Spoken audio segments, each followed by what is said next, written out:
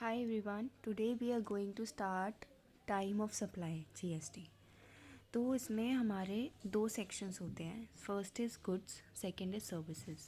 ठीक है, उसमें पहले हम गुड्स देखते हैं, फिर हम सर्विसेज देखेंगे।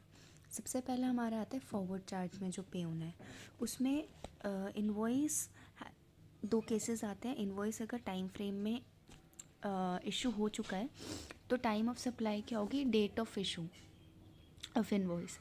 अगर टाइम लिमिट में नहीं हुआ है तो क्या होगा, time of supply will be the last date by which invoice issue हो जाना चाहिए। The registered person is not required to pay GST on advances received from goods to be.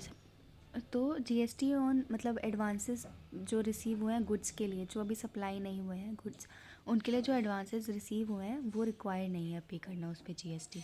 तो ये हमारा फॉरवर्ड चार्ज का था क्या कि अगर टाइम लिमिट में है तो क्या it will be the date of issue of invoice, अगर नहीं है तो by the date by which the invoice should have been issued. और जीएसटी क्या बोलते हैं, एडवांसेस ऑन गुड्स जिस जो कि अभी सप्लाई ही नहीं हुए हैं उस पर अप्लाई नहीं करेगा, उस पर is not required to pay. दे दो ही can but it is not required actually.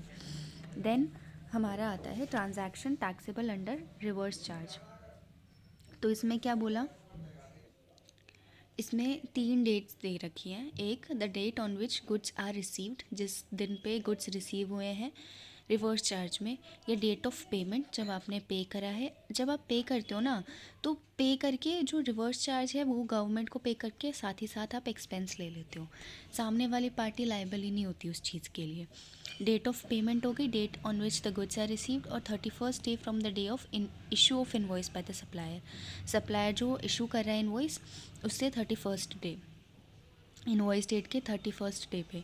फिर हमारा आता है date of payment shall be earlier of the payment that is recorded in the books of account. अब पेमेंट जो डेबिट हुई है बैंक अकाउंट में, मतलब बुक्स को देखना है और बैंक अकाउंट को देखना है, जो भी अर्लियर है वो डेट ऑफ पेमेंट हो जाती है। इस वाले पॉइंट के लिए आइए, if it is not possible to determine the time of supply by using these parameters, तो क्या लेंगे, time of supply will be the date of entry of goods in the books of recipient of goods.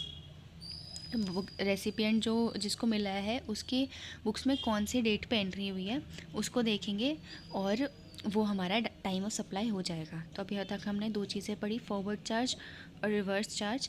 Forward charge में हमारा ये था कि invoice अगर time frame में है तो it will be the time of supply will be the issue of invoice.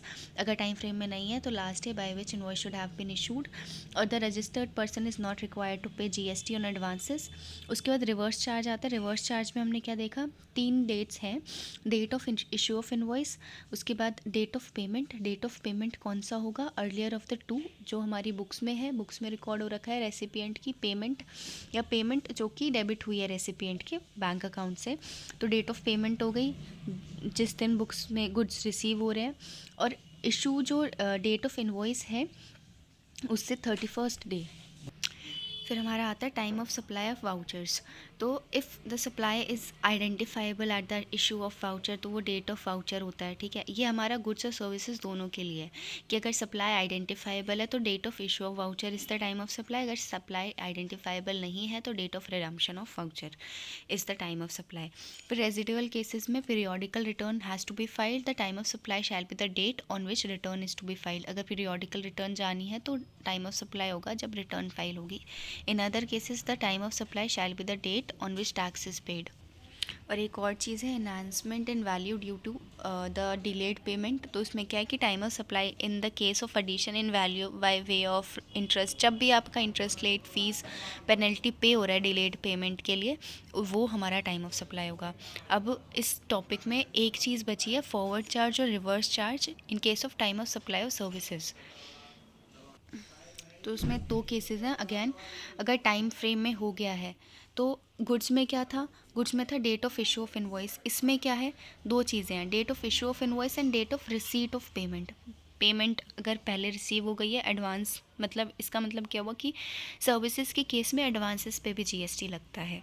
Earlier बोला है ना, या तो इशू ऑफ इनवॉइस या फिर अगर आपका पेमेंट पहले रिसीव हो गया तो उस पर जीएसटी लगा के गवर्नमेंट को जमा करना पड़ता है। उसके बाद इनवॉइस अगर इशू नहीं हुआ है तो वही कि the last date by which the invoice should have been issued और the recipient receipt of payment. तो इसमें भी वही चीज़ आ गई कि advance is taxable whenever received, ठीक है, except time of supply up to 1000 rupees. यहाँ पे है ना option to take invoice date as time of supply for advance up to 1000। तो अगर 1000 रुपये तक का है तब तो आप टाइम ऑफ सप्लाई ले सकते हैं इनवॉइस डेट को, अदरवाइज़ आपको पे करना पड़ेगा। उसके बाद if these two methods are not applicable, तो टाइम ऑफ सप्लाई क्या होगा, जब रेसिपिएंट, अगर हमें समझ नहीं आ रहा तो रेसिपिएंट को देखो, रेसिपिएंट ने कब सर्विसेज को रिसीव किया बुक्स में, वो वाली डेट जो है उस डेट पे आपको पे करना पड़ेगा GST. Date of receipt of payment should be earlier of, again books देखो सप्लायर के, और सप्लायर के बैंक अकाउंट देखो। ये एफसीएम में है इसलिए सप्लायर देख रहे हैं, अगर आरसीएम में होता तो हम रेसिपिएंट देखते। नेक्स्ट हमारा आता है नॉन मतलब रिवर्स चार्ज में। तो जनरल केस क्या बोला कि transaction between non associated enterprises, और दूसरा है एसोसिएटेड एंटरप्राइजेस।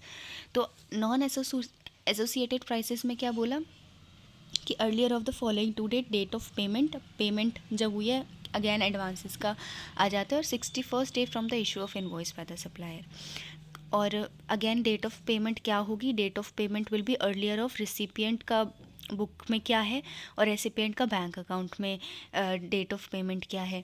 उसके बाद if it is not possible to determine the time of supply, तो क्या मानेंगे, जब भी सर्विसेज की एंट्री हुई है रेसिपिएंट के बुक्स में, वो मान लेंगे कि वही टाइम ऑफ सप्लाई है। फिर एसोसिएटेड एंटरप्राइजेस आता है। एसोसिएटेड एंटरप्राइजेस में क्या बोला कि एक सर्विस है इम्पोर्ट की है by the Indian entity from a associated enterprise located outside India, तो time of supply shall be early of date of payment और date of debit entry in the books of recipient of services. तो overall हमने क्या क्या चीज़ें देखी revision में, वो हम शॉर्ट में अपलोड करेंगे। अभी के लिए इतना ही, बाय।